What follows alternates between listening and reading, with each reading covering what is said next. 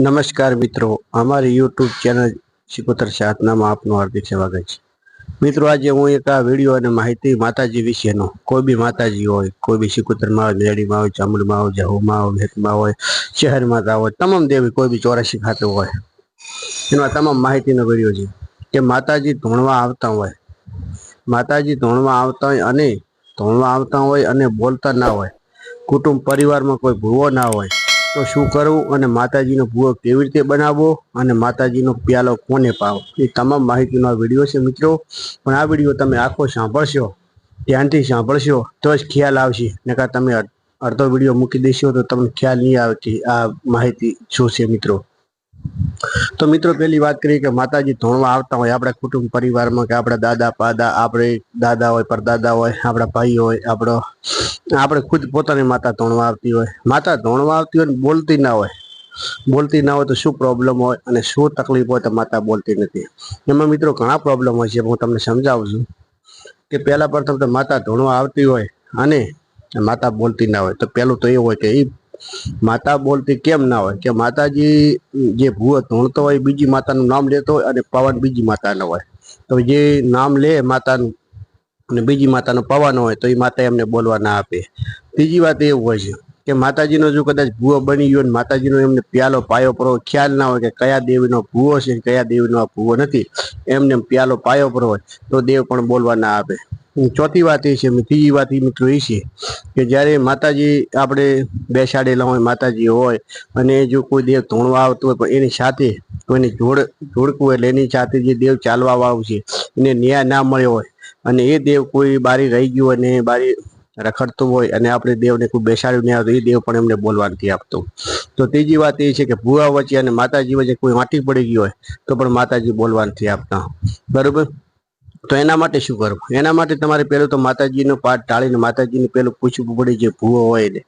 તે ધોણતો હોય ને માતાજી ધોણવા આવે ત્યારે પૂછવું પડે કે માતાજી તું કેમ બોલતી નથી, શા પ્રોબ્લેમ છે, ભૂવા વચ્ચે તારે વાંટી છે કે કોઈ માતાજીનું કોઈ તારી હંગાથી ચાલવા વાળો માતાજીનું કોઈ વેણ બાકી રહી ગયું છે કે અમને કોઈ બીજો પ્યાલો પાઈ નાખ્યો છે અને કોઈ બીજી માતા ધોણે છે ને નામ બીજું લે છે એટલે નથી બોલવા આપતી, એટલે તમે કુટુંબ પરિવાર પૂછશો તો માતાજી જવાબ આપશે। તો પછી બીજી વાત આપણે એ છે કે માતાજી ધોણતા હોય, બરોબર, માતાજી ધોણવા આવતા હોય અને બોલતા ના હોય, એ તમને મેં વાત કરી। અને માતાજી ધોણવા કોઈ કુટુંબ પરિવારની અંદર કોઈ ભૂવો ના હોય તો એને શું કરવું, તો તમારે ભૂવો ના હોય તો પેલું તમારે જ્યાં કુટુંબ પરિવાર જે માતા લાગતી હોય તમને સાથે બધાને ભેગું થવું પડે, ભેગું થઈ અને માતાજીને તમારે પ્રાર્થના કરવી પડે અને માતાજીનો પાઠ એટલે બેઠક રાખવી પડે અને માતાજીને કોઈ બી કે મળી આ અમારા પરિવાર ભેગો થયો છે અને પરિવારની તો કોઈ બી છોકરાને કે મોટા માણસને તો માતા કાંઠે આવે અને કાંઠે આવીને માતાજી તું બોલ તો અમારે તારું જો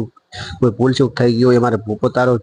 થાપવો છે, ભોપો બનાવો છે અને પ્યાલો પાવો છે, અમારું કામ કરે, અમારે ભેગલા પ્યાલો પાવો છે, તો માજે તમે એક કુટુંબ પરિવાર થઈ અને સાથે મળી અને માતાજીને પ્રાર્થના કરશો, માતાજીના મઢે બેસશો તો માતાજી 100% ધોણવા આવશે, હું તમને ગેરંટી આપું છું।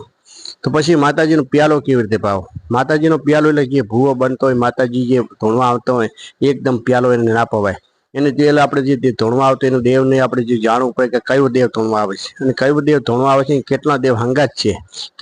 હંગાત છે એ જાણવું પડે અને કયું દેવ એને આગેવાન દેવ છે, કયો એનો વ્યવહાર છે અને સાથે ચાલવા વાળો ટોપો કરવા વાળો દેવ છે એને વ્યવહાર શું છે એ બધું જાણી અને ભૂવાને ધોણવા આવતું હોય, ધોણવા આવે ત્યારે આપણે એને ધીર મૂકવી પડે, ધીર 4-5 લાવે, પછી પ્યાલો બનાવવો પડે અને પ્યાલા 4 થી 5 બનાવવા પડે, 5 પ્યાલા ફરજિયાત બનાવવાના હોય છે। 5 પ્યાલાની અંદર એક પ્યાલો દેવનો હોય ને બીજા પ્યાલા ખ્યાલી હોય કે કોઈ એમને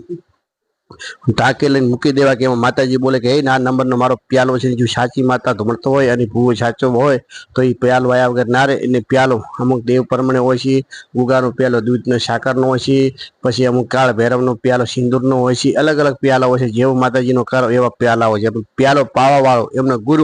ગુરુ જે પ્યાલો પાય એ ગુરુ પણ જે સામે માતાજીનો જામેલો ભૂપો હોય અને એમને પ્યાલો પીધેલો હોય, એ પ્યાલો પીધેલો હોય, એ પાવા વાળો જે છે પ્યાલો માતાજીનો પીધેલો એ જ પ્યાલો પાઈ ગઈ છે, બીજા કોઈ પ્યાલો પાલી નથી કહેતા। એ માતાજીનો પ્યાલો પીધ્યા પછી શું એનો મતલબ શું, માતાજીનો પ્યાલો પીધો પર હોય તો પછી માતાજીનો પ્યાલો પીધો થાપેલો ભૂપો થઈ જાય અને જામેલો ભૂપો થઈ જાય અને માતાજી કોઈ દિવસ પાકથી આપતી નથી। અને પ્યાલો પાવા વાળો જે ભૂવો હોય એમને ગુરુ હોય, જ્યારે માતાજી પાછી પડે તો ગુરુની માતા હોય એમને ટેકો આપી અને માતાજી અમને તે રસ્તે ચડાવે છે। એટલા માટે જ મિત્રો ભૂવો બનાવો ભૂવો ના બનાવો એ આપણી મરજીની વાત છે, પણ ભૂવો બનાવ્યા પછી કેવો બનાવો કે 500 માણસ બેઠા હોય ને તો માતાજી પૂછે એનો જવાબ આપી શકે, આપણી માતાજીની આબરૂ ના જાય એવો ભૂવો બનાવવાનો અને એવો પ્યાલો પાવાનો, અને પ્યાલો પાવા વાળો એવો અડીખમ અને સારો, અને જે માતાજીને જે મળતી હોય, માતાજીને પાવરફુલ હોય એમના હાથે જ પ્યાલો પાવો. એમના ગુરુ જે બહુ શક્તિમાન હશે તો ભૂવો પણ બહુ શક્તિમાન થશે, અને ભૂવો જો શક્તિમાન બને તો તમારા કુટુંબ પરિવારની અંદર તમારે માતાજીનું નામ વધશે અને માતાજીનું આગળ મહિમા વધશે, અને માતાજી તમારું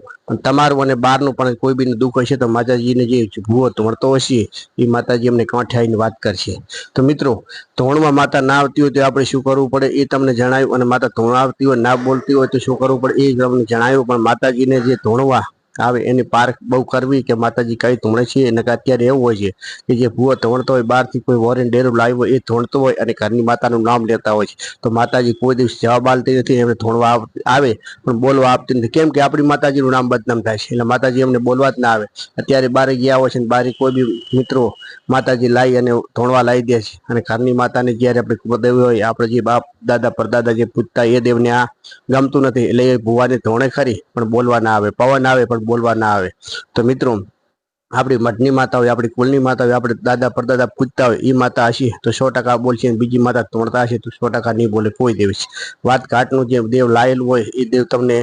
ધોણશે કરી, પણ કોળની કુળદેવી અને ઘરના જે વર્ષી ખાતું આપણે પૂજતા હોય એ દેવ એમને બોલવા નહીં આપે. કેમ કે આપણી કુળદેવી માં છે, અને કુળદેવી છે કે કોઈ બી દેવ ચાલતું નથી. તો મિત્રો, આ તમને માહિતી મેં આપી, માહિતી તમને સમજમાં આવી ગઈ છે. તો અમારી યુટ્યુબ ચેનલ સિકોતર સાધનાને તમે લાઈક કરતા રહેજો, શેર કરતા રહેજો અને સબસ્ક્રાઈબ કરતા રહેજો. મિત્રો, અત્યારે કાળી ચૌદશ આવી રહી, કાળી ચૌદશની કયા દેવની પૂજા કરવી, કયા દેવની ના પૂજા કરવી, તમામ માહિતીનો એક વિડીયો લઈને આવી રહ્યો છું. જય માતાજી, જય માતાજી, જય માતાજી.